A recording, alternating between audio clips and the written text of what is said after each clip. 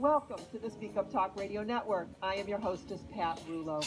We bring you hand-selected hosts, podcasts, and talk radio programming with listening options, 24/7 streaming or listen on demand. We also feature one-on-one segments with important guests, people who have something to say that you need to hear. And if you have something to say and would like to be featured on the network, please visit speakuptalkradio.com for all of the details or contact us at pr@speakuptalkradio.com. Well, today's author has quite the varied background. He was born in Ogden, Utah, the third of three sons. He started his first business as an 8-year-old in California selling fresh lemonade made from the lemons that his father grew, and he never stopped exploring and enjoying life. He is Marvin Crowther. Marvin's father and uncle taught him to paint houses, and at the age of 15, he began contracting house painting. This led to land development, hotel ownership, mining and farming, restaurant management, and a position with the Internal Revenue Service. He has spent the last 11 years as a self-employed tax preparer. And right now, we are going to find out why he now adds author to his list of accomplishments. So welcome to the network, Marvin. Thank you. Good to be here. Well, it's good to have you here. I was so interested in your story because you do have quite an interesting tale about how your first novel came about. It's titled Life's Tangled Trail. So share that with us, if you would. Actually, my grandfather left the manuscript with my mother. Now, when my mother passed on, I inherited the manuscript. So I went through and I decided to edit it. It was written in the 30s, so it was typed out. So I had to scan it and write it out. And in editing his manuscript, I learned so much about my grandfather that I wanted to share my story in the same way. I published it under my grandfather's name. Did he have that title, Life's Tangled Trail? Yes, that was his title. Oh, okay, all right. So it had been in the family. Had you known your grandfather? Yes. Okay. All right. I knew him for about 20 years. Oh, okay, good. So you were old enough to know him well. What a gift that was, like finding a little piece of gold, right? Yes, I learned so much about him. And what did your family think of your publishing that book? They're excited. I think they're the ones that buy it. Okay. Well, it's very personal, and it shares a lot of family history, and it was pretty interesting that your grandfather actually took the time to write it out. Yes. He did a longhand, and he typed it up, and corrected it. Those days were a nightmare. Oh, absolutely. Was an old typewriter, huh? Yes, the old manual typewriter. Yep. Well, I'm not that old, but I actually remember those. My family had typewriters, and we had some of the old ones from my grandparents. And yeah, trying to make a change with that whiteout paper, I don't even know, it might have been worse in the 30s. Oh, he went through and just crossed it out and hand wrote above the correction. So that was quite a task for you to take that apart and put it back together again. Oh, yes. So was that your aha moment? Was that what inspired you to write? Yes. When I got done, I decided I could do it. And I decided I had stories to tell. Mm-hmm. So your first book, what was that title? That was Smith Ranch Escapade. It's a mystery novel. And it covers events that kind of circle around life experience I've had. I put these life experiences together into a mystery and create a character kind of based on some of the characters from my grandfather.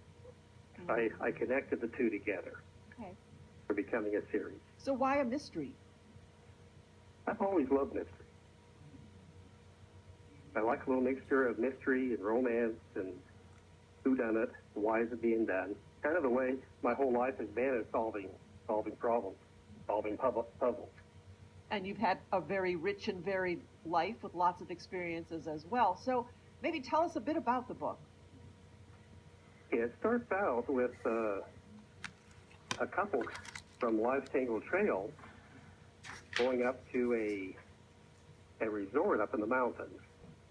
And there they meet a young man who's a logger. And this logger was finding that people were stealing his logs. He caught them and put them out to dry, and they were disappearing. So the mystery focuses around why these logs were disappearing. And the adventures go forth from there. You don't want to give any spoilers, right? No, I don't want to give too many spoilers. And again, title-wise, why Schmidt Ranch Escapade? Well, Escapade is just another name for a mystery. Mm-hmm. And Schmidt Ranch is a name that just struck me. A little ranch out in the middle of nowhere, abandoned years ago. Now, your next book was Anything Can Happen at Midnight? Yes. All right, now this was a fiction novel that covers a turnaround of a failing donut shop. So where did that idea come from? I actually worked in a donut shop, managed one.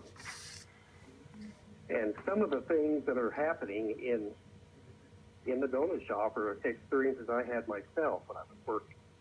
Strange things happen at midnight, especially when you're in the downtown. You meet a lot of interesting characters. You see a lot of things go on. And here again, there are things that are happening that the manager is trying to look into and trying to resolve. So each day he faces many challenges. He faces many mysteries that he's trying to uncover and find out why this shop is failing, what he has to do to make it succeed. And I think many of us have these same challenges every day. That's true. You say they overcoming obstacles from unproductive employees, organized crime, and government in building a successful business. Yes, it seems like everything's against this manager. And he's working very hard to find people that will support him and finding ways to overcome all these obstacles. I guess you wouldn't typically think of organized crime in a donut shop, right? Well, not so much in the donut shop as it influences the forces that are against this manager. Interesting. Anything can happen at midnight. And I would imagine then something happens at midnight? Yes. He winds up being in that shop many times at midnight, meeting very interesting people, having interesting events, having to overcome people coming in to rob him. He's having to overcome that, and overcome people that are coming in under the influence of drugs or alcohol. There's fights. Many things happen. A mixture of all. Interesting. And then your next book, This Caldera We Live In, is a controversial book disputing many unproven theories that have cropped up in our education series over the last 100 years that are mistakenly taught as truth. And you say including evolution and global warming. So there's lots to talk about here. What prompted you to go from a fiction novel in a donut shop to this type of story? Well, that's actually one that came to mind when I was working for the IRS. I read a report that stated that the California Board of Education has now decided that evolution is proven because it's been taught for 50 years. And I looked at that and I go, what? Just because it's been taught for 50 years, how does that prove it? And I started thinking about evolution and the various things I've seen in my life that prove that it's not. There's more evidence that evolution didn't take place than there is that it did.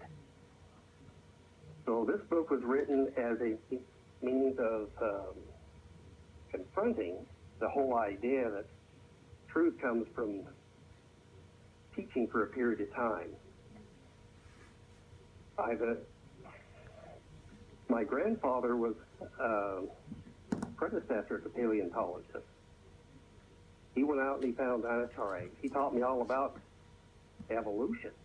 He found petrified dinosaur eggs and showed me these eggs. I'd look at them, and they were solid as rock. You could polish them. They were beautiful. and he'd tell me, these eggs are just jelly.